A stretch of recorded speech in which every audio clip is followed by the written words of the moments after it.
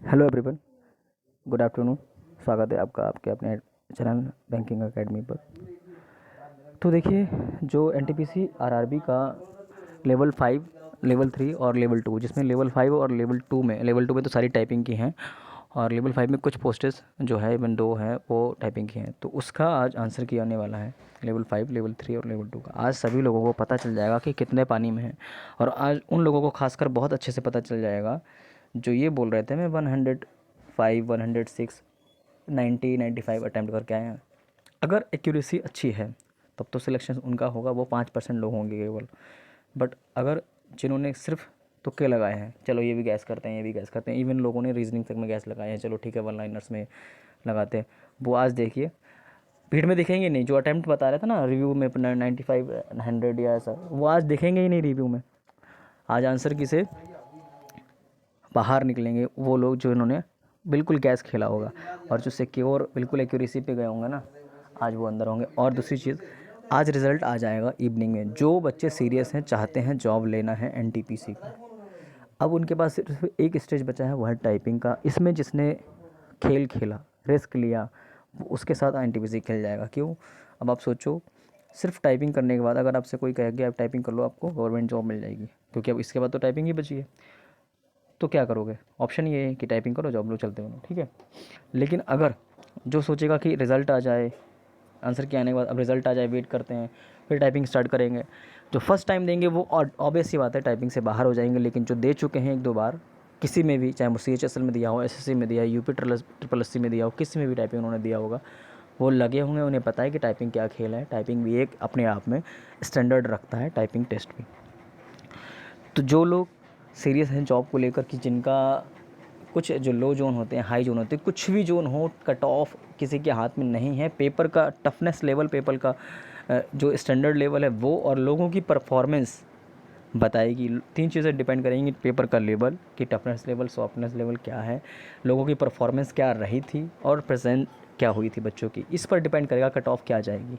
अभी कोई प्रोडिक्शन नहीं कर सकता। आपको सिर्फ आंसर की मिलेगी, आपने कितने सही किए कितने गलत किए वो आपको पता चल जाएगा शाम को आने के बाद। उसके बाद भी जो सीरियस है, मैं तो यही कहूँगा कि जिसके पास 60+ मार्क्स हैं, वो किसी भी जोन से हो, हाई हो लो हो, वो टाइपिंग में लग जाए। रीज़न है, टाइपिंग में वो 8 होना लोगों को बुला रहे हैं, एक पोस्ट पे 8 टाइम्स बुला रहे हैं। क्यों बुला रहे हैं 8 टाइम्स?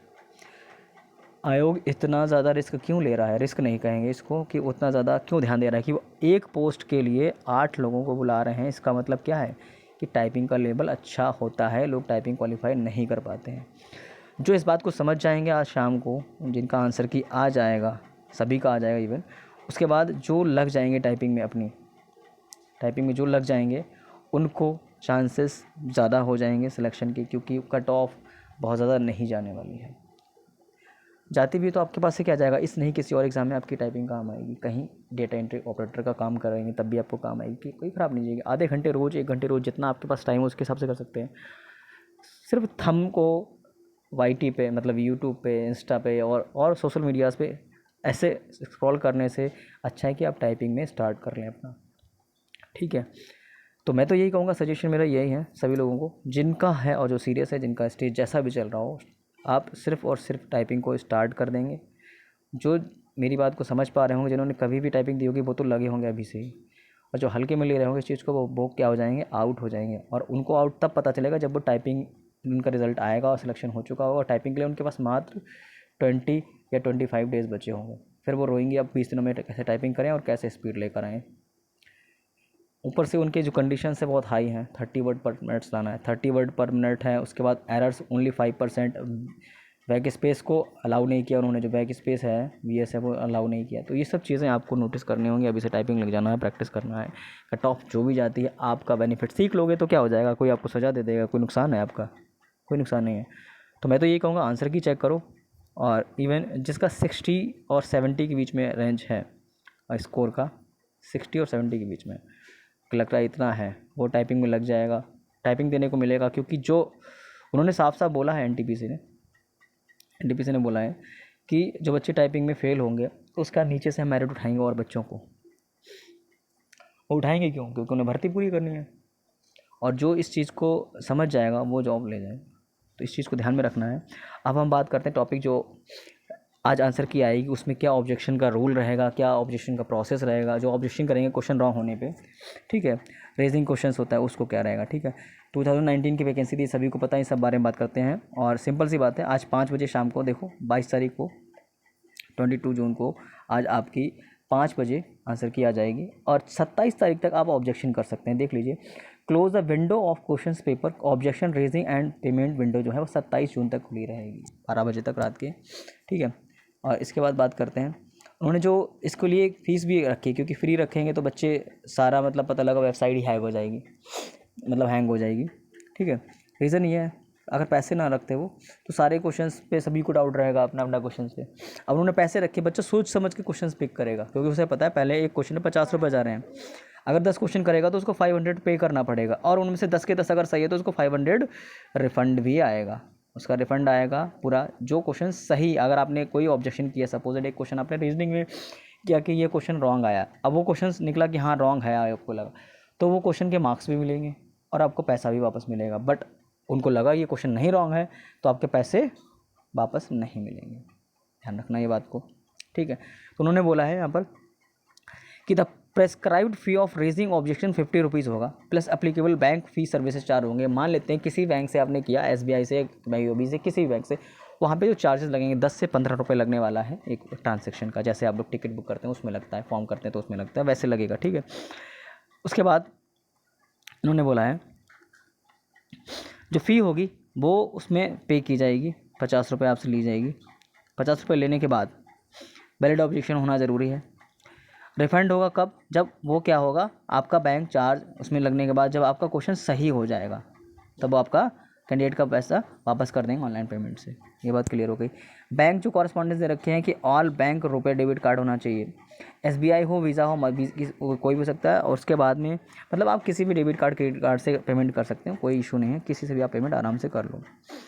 प्रोसीजर इन्होंने यहाँ पर दिया है, ये नोटिस आप आराम से डाउनलोड कर सकते हैं वेबसाइट पे जाके। Procedure of raising objection, detail of procedure जो दे रखा है, detail of procedure with necessary guideline will be available in the link provided of the official website of RRB। इसके ऑफिशियल वेबसाइट से ही आप जाना चाहेंगे और उसी से ही जाना चाहिए सभी को, ठीक है।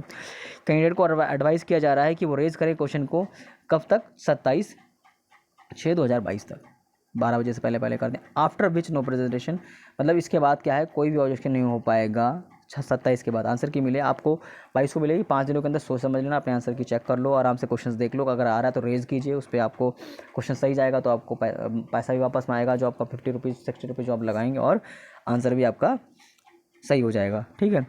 The decision of RRB on the objection raised shall be final, कहने का मतलब है जो फाइनल डिसीजन होगा वो RRB का होगा। Binding and further correspondence shall be entertain from the candidates in the matter, सारे मैटर में जो फाइनल डिसीजन होगा वो RRB का होगा। तो ये थी यहाँ तक की बात कि आज आप शाम को आप लोगों का NTPC का आंसर की आने वाला है, उस सबको चेक करेंगे। किसी को ऑब्जेक्शन लगता है क्वेश्चंस में, वो ऑब्जेक्शन करेंगे। ऑब्जेक्शन की फ़ीस 50 रुपये रखी गई है, ऑफिशियल वेबसाइट से करना, 27 तारीख तक आपको करना पड़ेगा ये। उसके साथ में आपको जो बच्चे लग रहे हैं, मेरा ये सजेशन है, बाकी आपकी चॉइस है, सारा डिसीजन तो आप ही लेंगे। आपको अगर लगता है कि 60 से 70 के बीच किसी के मार्क्स आ रहे हैं तो वो टाइपिंग में लग जाए, टाइपिंग देने को मिलेगा, क्योंकि वो 8 गुना बुला रहे हैं। अब 8 गुना बुलाने इसका मतलब क्या है, कट ऑफ लो जाएगी, क्या जाएगी, लो जाएगी। जो हवा में उड़ा रहे हैं ना 85, 81, हाँ देख लेना आप शाम को आने वाली आंसर की, उसके बाद पता चल जाएगा कितनी आ रही, ठीक है। तो यहाँ तक रखते हैं अभी। अब टाइपिंग को लेकर जिसको समझ में आया हो बात समझ जाएगा, जो बच्चे एक बार भी टाइपिंग दिए होंगे वो समझ में आ जाएगा, वो आराम से करने लगेंगे। जो नए होंगे ना वो अभी भी नहीं सुनेंगे, वही करेंगे, अरे आने दो रिजल्ट तब करेंगे, उनका वही होगा कि हाँ ठीक है आप तब करोगे, तब हम भी आपको तभी देंगे जब आपको थोड़ा एक्सपीरियंस आ जाएगा, ठीक है। तो ओके बाय बाय, पढ़ते रहिए, अपने आप को अलर्ट रखिए। बहुत मुश्किलों से जॉब आ रही हैं, आप पहला पेपर दूसरा पेपर निकाल के तीसरे टाइपिंग तक पहुँचे हैं, तो मैं तो यही कहूँगा जो उम्मीदवार लगे हुए हैं वो आराम से टाइपिंग करें, अपनी जॉब लें और आगे बढ़ें, ठीक है। Thank you very much.